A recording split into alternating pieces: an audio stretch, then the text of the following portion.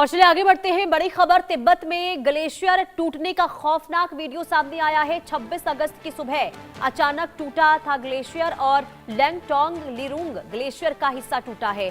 Glacier टूटने से भयानक सैलाब देखने को मिला। नेपाल के रसुआ गांव में सड़कें पुल सब तबाह हो गए। ये देखिए तस्वीर हम आपको दिखा रहे हैं, 26 अगस्त की तस्वीर है जब अचानक से ग्लेशियर टूटता है और इसके बाद नेपाल में भारी तबाही देखने को मिलती है। ये तस्वीर आपके स्क्रीन पर है और अब तक 469 लोगों की मौत की पुष्टि हो चुकी है। मरने वालों की संख्या में लगातार इजाफा हो रहा है। तो नेपाल तिब्बत सीमा से ये तस्वीर सामने आई है, खौफनाक। ये वीडियो आप अपने स्क्रीन पर देख रहे हैं और वीडियो में तिब्बत की तरफ पहाड़ का एक बड़ा हिस्सा और ग्लेशियर टूटकर नीचे गिरता हुआ दिखाई दे रहा है। और इसके बाद मलबे और पानी की ऐसी तेज धारा बनी जिसने सीमा पार नेपाल में भयानक तबाही मचा दी है।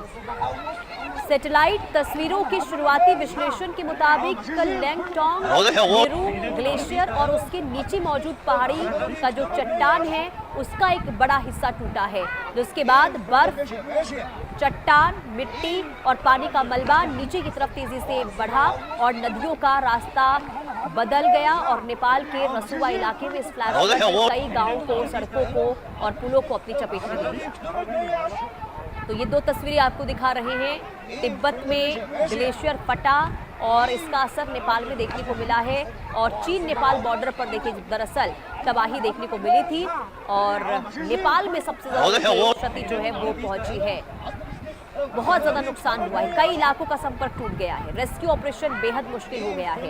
इस आपदा में मरने वालों की संख्या में लगातार इजाफा हो रहा है। 400 के करीब बताया जा रहा है कि आंकड़ा पहुंच चुका है, जबकि करीब 1000 लोग अभी भी लापता हैं और लापता लोगों की संख्या में विदेशी नागरिकों और पर्यटकों की भी इसमें मौजूदगी बताई जा रही है। भारतीय नागरिक इसमें शामिल है। कई लोगों के लापता होने की खबर भी मिल रही है। सबसे बड़ी चिंता अभी खतरे के टलने की है कि अभी खतरा ये टला नहीं है बल्कि नए खतरे संकेत भी मिल रहे हैं। ग्लेशियर और मलबे के कारण कुछ जगहों पर पानी रुककर झील जैसी संरचनाएं बन गई हैं और अगर इनमें कोई प्राकृतिक बांध टूटता है तो दोबारा से अचानक बाढ़ आ सकता है। तो ये तस्वीर आपको दिखा रहे हैं तिब्बत में जो ग्लेशियर टूटा था, इसके बाद जो हालात बने थे उसकी तस्वीर आपको दिखा रहे हैं। भावना सिसोदिया संवाददाता तमाम जानकारी के साथ जुड़ चुकी हैं। भावना, ये तस्वीर जरा बताइए क्योंकि 26 अगस्त की तस्वीर है जब भयावह आपदा का कहर नेपाल में देखने को मिला है। हैरान कर देने वाली तस्वीर के बारे में जरा विस्तार से बताइए, क्या स्थिति उस वक्त देखने को मिली थी जब ये हालात बने? जी देखिए, टीवी स्क्रीन पर जो हम तस्वीरें देख पा रहे हैं 26 अगस्त 2026 की है, जब सुबह नेपाल तिब्बत सीमा पर स्थित लैंगटोंग लिंगूर की चोटी के पास एक विशाल ग्लेशियर का हिस्सा जो है अचानक टूटकर गिर गया, जिससे नेपाल के रसुआ जिले और तिब्बत की सीमावर्ती इलाके में भयानक जो है जलप्रलय देखने को मिला। ये कहा जा सकता है एक तरीके से पूरा फ्लैश फ्लड जो है वो देखने को मिला और इससे प्राकृतिक आपदा एक खौफनाक वीडियो जो है लगातार सोशल मीडिया पे वायरल हो रहा है, जिसमें साफ तौर पे देखा जा रहा है कि किस तरीके से सैलाब जो है बस्तियों और रास्तों को तबाह करते हुए आगे की ओर बढ़ता जा रहा है। वहीं जब ये ग्लेशियर लगभग 2000 फीट चौड़े हिस्से करीब 4000 फीट नीचे घाटी में गिरा तो इतनी भयंकर ऊर्जा पैदा हुई कि सिस्टमेटिक स्टेशनों से इसे शुरू में 4.4 और 5.2 का तीव्रता का भूकंप समझ लिया गया, जिसके बाद वैज्ञानिकों ने स्पष्ट किया कि ये कंपन ग्लेशियर टूटने और मलबे के गिरने की वजह से हुआ है। अंदाजा लगाया जा सकता है कि जिस तरीके से 2000 फीट चौड़ा हिस्सा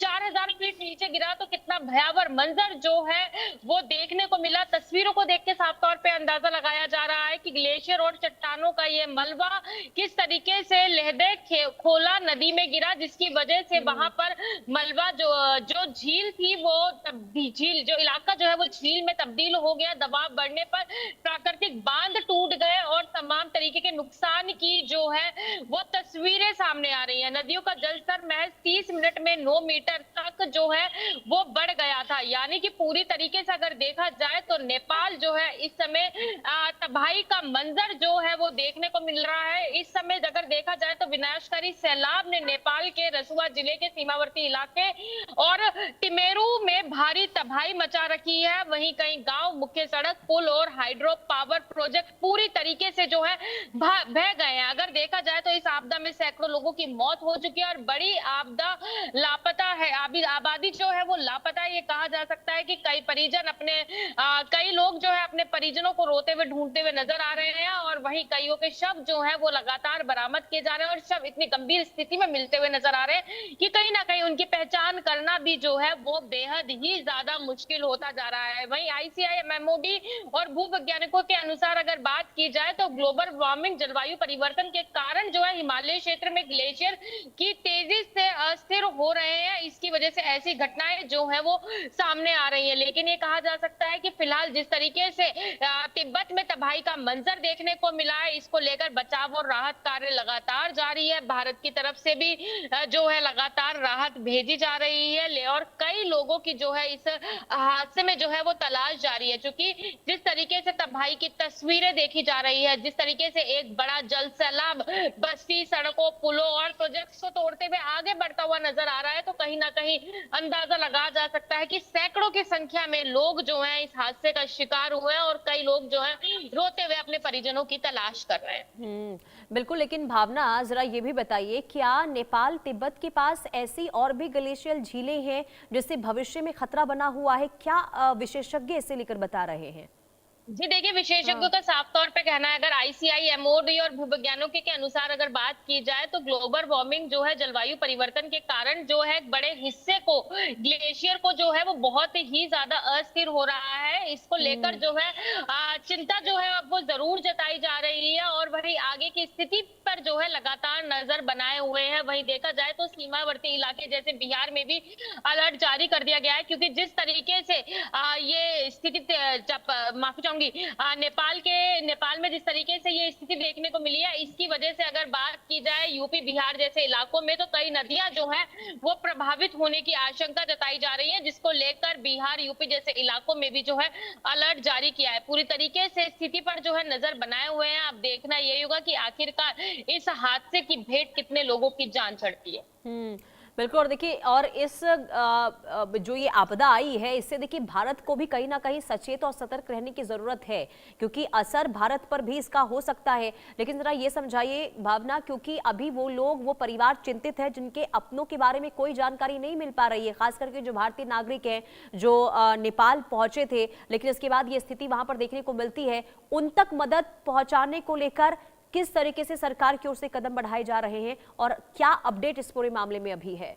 जी देखिए, अगर देखा जाए तो कई भारतीय जो है वो नेपाल पहुंचे थे, और कई जो मजदूर वहां पर जो कामकाजी हिसाब से जो वहां पर रहने के लिए पहुंचे थे, तो उन सभी भारतीयों को लेकर भी जो है प्रधानमंत्री ने नेपाल के प्रधानमंत्री से बातचीत करी है, और हर संभव मदद का जो है वायदा भी करते हुए नजर आया। हर तरीके से प्रयास किया जा रहा है कि सभी भारतीयों को भी जो है सुरक्षित बचा लिया जाए। लेकिन भयावह हादसा देखकर अंदाजा लगाया जा सकता है, जिस तरीके से हम लोग लगातार तबाही का मंजर देख रहे हैं, और उसके बाद चल रहे रेस्क्यू ऑपरेशंस की भी तस्वीरें देख रहे हैं कि जब लोगों को रेस्क्यू किया जा रहा है, तो किस तरीके से उनके शव जो है वो बरामद किए जा रहे हैं। कहीं ना कहीं ये कहा जा सकता है शव कई टुकड़ों में जो है वो रेस्क्यू किए जा रहे हैं। तो हादसे को देखकर, तस्वीरों को देखकर अंदाजा लगाया जा सकता है कि हादसा जो है वो कितना भयावह है। लेकिन ये कहा जा सकता है भारत से लेकर तिब्बत तक जो है लगातार जो है विचार विमर्श का दौर जारी है, और लगातार जो भारतीय वहां पर फंसे हुए हैं उनको लेकर भी अब बातचीत का दौर जो है वो होता हुआ नजर आ रहा है। अब देखना यही होगा कि कितने समय में ये रेस्क्यू ऑपरेशन जो है वो पूरा होता है।